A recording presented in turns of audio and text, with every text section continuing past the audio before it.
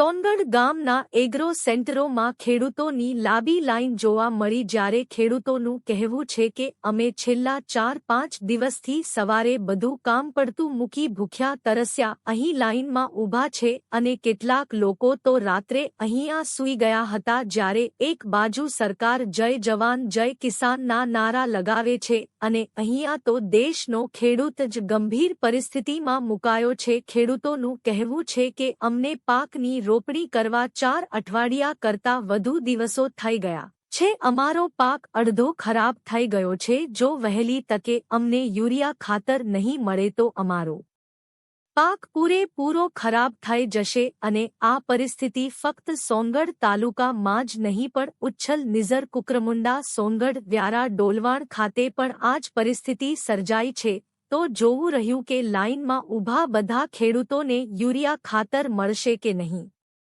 જ્યારે વિક્રેતાનો સંપર્ક કરતા જાણવા મળ્યું કે યુરિયા ખાતરની ફક્ત 600 બેગ સ્ટોકમાં આવી છે તો આવો આપણે સાંભળીએ ખેડૂતોની વેદના. મારું નામ ભૌતિક ગાજીપરા. આજે યુરિયા ખાતરની અછત ઊભી થઈ છે તે શા માટે ઊભી થઈ? ઉપરથી ધીમી સપ્લાયના કારણે હોઈ શકે. એટલે ચોક્કસપણે નહીં કહી શકો કે ધીમી ગતિના કારણે થાય છે કે સપ્લાય ઓછી આવે? ઉપરથી સપ્લાય ઓછી આવે એના કારણે જેટલી સપ્લાય આવે એ પ્રમાણે અમે ખેડૂતોને બધું એક એક બેગ કરીને પહોંચાડીએ છીએ.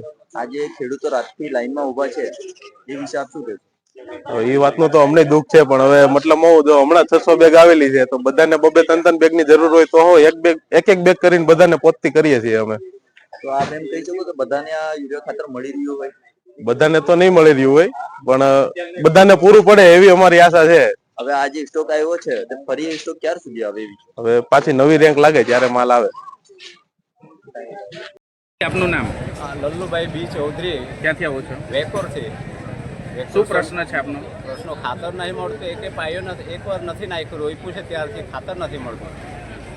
હવે કેટલી વાર અમે ધક્કા ખાઈને આવ્યા, ઘરનું કામ બધું મૂકી દઈ તોય છતાં નથી. હવે રાત્રે એ લોકો ક્યારે લિસ્ટ બનાવે એ કંઈ ખબર નથી.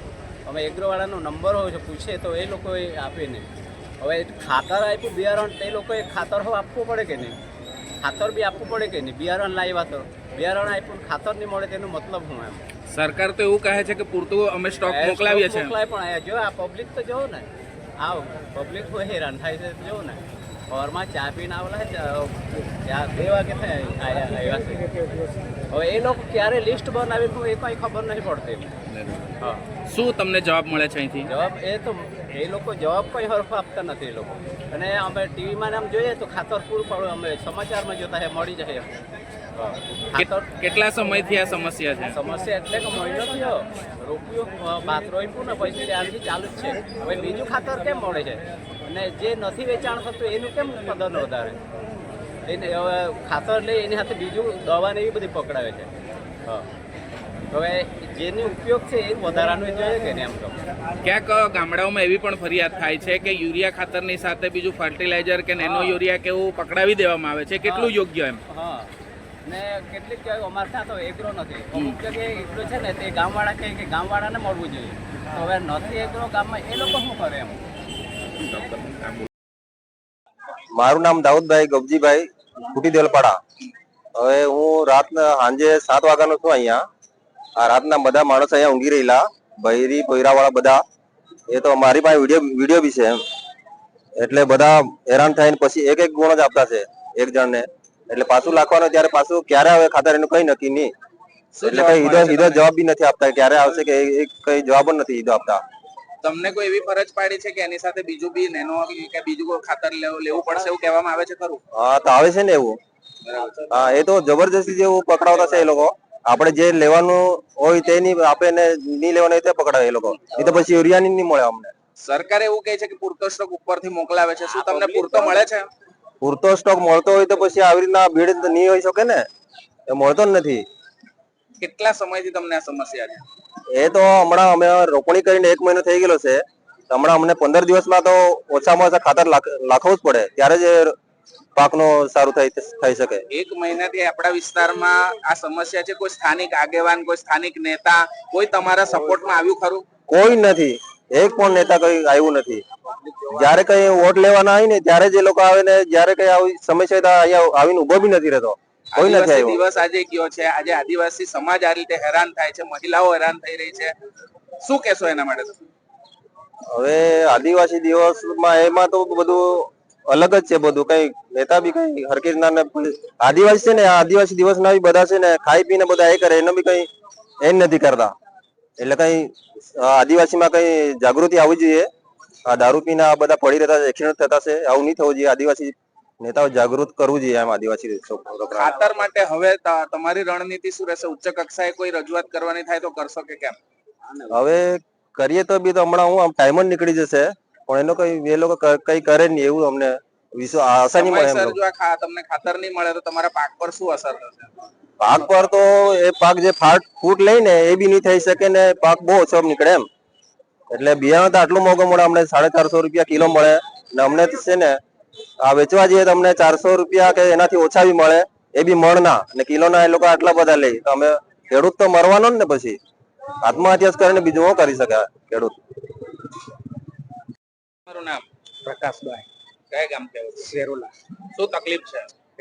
અમારા ખતરનું તકલીફ છે. કેટલા દિવસથી તમે આવ્યા છો? 5 દિવસ થઈ ગયા. તો પેટ્રોલ મારા 1000 રૂપિયા જેવું નીકળી જાય, તો ખતર લેવાનું 270 રૂપિયા. તો અમને શું ફાયદો? નામ? મંજુબેન. ક્યાંથી આવ્યા? મેં 36 કટર થી. કેટલા સમયથી તમે અહીંયા ઉભા છો? કેટલા વાગે આવેલા તમે? અમે કાલે સવારે 8:45 વાગ્યાના હતા, તો સાંજે 4:30 વાગે ગયા. ની અમે પેશાબ કરવા ગયા, ની સંડાસ કરવા ગયા, ની નાસ્તો કરવા ગયા, પાણી પીવા ગયા, કશું નહીં ગયા. એમ અમે સાંજે 4:30 વાગે ચક્કર જેવી આવવા માંડી ત્યારે હું ઘરે પછી જતી રહી. સવારે આજે સવારે 8:45 વાગે પાછી આવી ગયા અહીંયા. તેને પેલા અહીંયા લોકોએ નામો લખી લીધા, ટોકન આપી દીધા ને અમે કાલે આખો દાડો બેસીને આ ઢગરા ચુચરાવીને જતા રહ્યા. અમારું કશું વેલ્યુ નહીં. હજુ લગી અમારે નામ કોઈએ લખ્યું નથી. હવે કરવું શું? અમારે બિયારણ આ લોકો પાસેથી લેવાનું કે કંપનીથી ડાયરેક્ટ લેવાનું? અમારે સરકાર એવું કહે છે કે ખાતરનો પૂરતો સ્ટોક અમે ખેડૂત સુધી પહોંચાડીએ છીએ, તો આ ખાતર જાય છે ક્યાં જાય છે એ ખાતર? અમારે એ જ ઇન્કવાયરી લેવી છે. અમે ખેડૂતો શા માટે ખેતી કરીએ છે? અમે પાક લઈને પકાવીને પાછું તમને જ આપીએ છે ને. અમે એકલું ઘરમાં તો રાખતા નથી. પછી અમને ખાતર દેવામાં તમને વાંધો છે? તમારે કુટુંબ વાળાને, સગા સંબંધીને, એવાને બધાને તમે બહાર પહોંચાડી દો. એ અમારા પાસે ખોતર આવે નહીં. અમે અહીંયા આવીને ઉભા રહીને ટાંગ દુખાડીને પેટમાં ભૂખે મરીને અમે લઈને અહીંયા ઉભા રહીને ઘરે જતા રહેતા છે. પણ અહીંયા પાછા આવીએ તો અમને કોઈ પૂછવા બી રાજી નથી કે તમે લોકો લઈને જવાના છે કે તમે હજુ એક જ ગાડી મોકલી છે એમ કેતા છે. ને સમાચારમાં શું સમાચાર આપ્યું છે? રાતના 2 ગાડી ખાતર આવેલી છે. છેલ્લે નાના મોટા ખેડૂતોને બી તમે 1 કટ્ટો સુધી છેલ્લે આપો એમ. આ તકલીફ તમને એકલાને છે કે બીજા કેટલા? અરે બહુ બધા બહેનોને તકલીફ છે. બહેનો અહીંયા નાઈટમાં હોલ કરીને જતા રહ્યા રાતના. તો અમે ઘરબાર વાળા કહેવાઈએ, ખેતીવાડી વાળા કહેવાઈએ કે અમે ગરીબો કહેવાઈએ એકદમ? હે, એટલે અમે અહીંયા દુકાનને ઓટલા પર પડી રહીએ.